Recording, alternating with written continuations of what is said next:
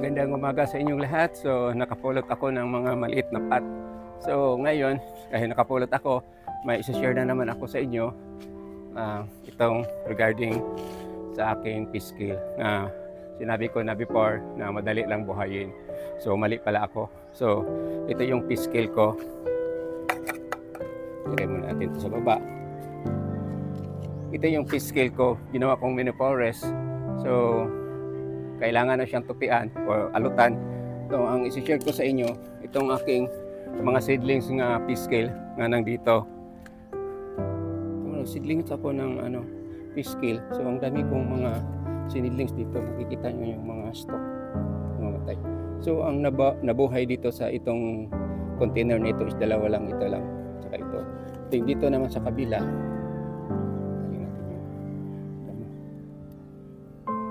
So, ang nabuhay is dalawa lang din sa ibang container. So, ang daming nangamatay. Then dito naman sa kabila, isa lang ang nabuhay. Yun. So, ngayon, ang gawin ko, may fish scale ako pa doon na nabuhay na. Yun ang gagawin ko na maliit na bonsai. So, ito yung mga nakita ko kanina. Pot. So, ito yung fish scale nga kukunin ko yung lumalaki na matagal ko na itong sinidlings, lumalaki na. Tapos ito ang ilipat ko sa pot. So, ngayon, magsimula na ako ito munang maliit ang unahin ko kasi maganda yung mga puno na yan na maliit. May buha po. Teka lang, may nakita akong pot. Sino ka? May nakita ako pat, hindi pat, bato. So, may nakita akong bato. Yan, ang ganda. So, parang totoong-totoo. Kay dili man. So, dito. May pat din dito sa gilid. Kunin ko. Yan. So, tamang-tama. Ito na lang ang gagawin ko ngayon. That if may extra, yan. So, I think mas maganda ito kaysa yung individual. Tama-tama din may mga lupa dito sa gilid, kaya lang maputik.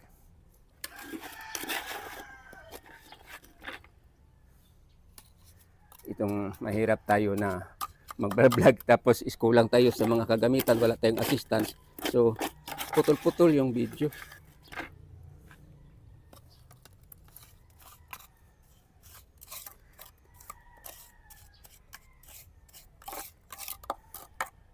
So, okay na. So, gawin ko dito, magbunot ako dito sa baba. Yan, napakaganda.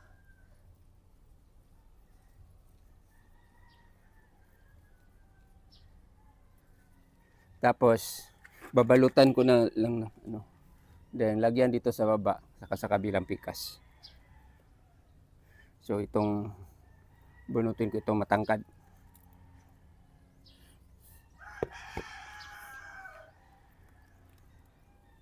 May patuloy. May sa taas pa. Saan naman to? Contrawheel.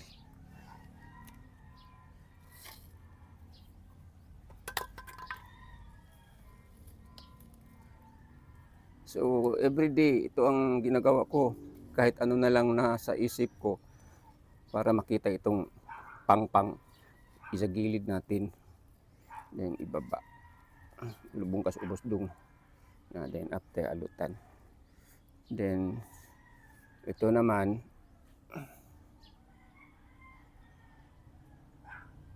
dito sa napapasukan. Dito na lang. Wala ng lugar. So, para may marami pa ako sa baba para hindi masayang, hanggang dito na lang muna or lagyan ko pa ng isa dito sa kabilang gilid siguro para hindi mabakante kasi na-close na dyan. So, bunot ako ng isa dito. Dito. So, kailangan maba siya.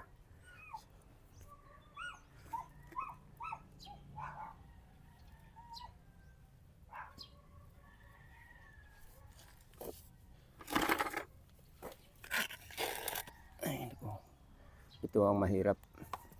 Ang mamadali kasi ako guys, kasi gusto kong maiksiran yung video ko. Kasi pag mataas na kaya akong video, wala nang manunood. Yan. So, 4. 1, 2, 3, 4. So, kailangan 5. Pakaihahanap ng maliit dito. Wala na. Ito.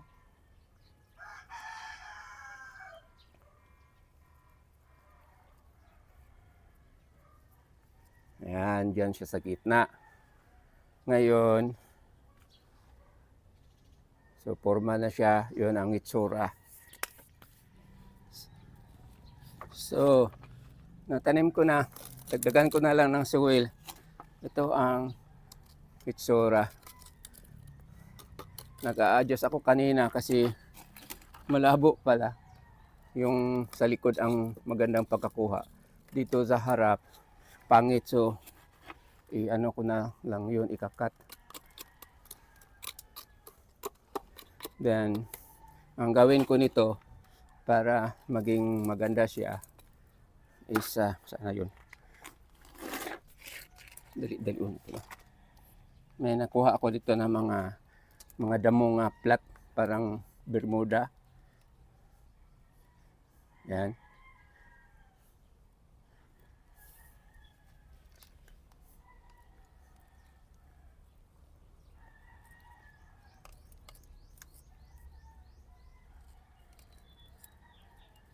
So dito lang sa front ang lagyan ko ng ganito. Konti dito sa likod. Para mukhang totoo. Yan. So ito na maliit na nga. Tapos gupitan.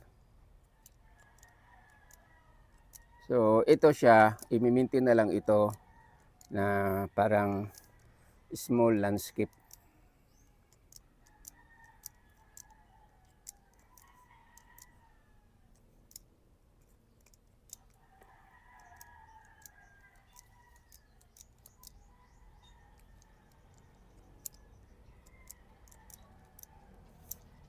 Yan. So yun na ang itsura sa aking ginawa na ano.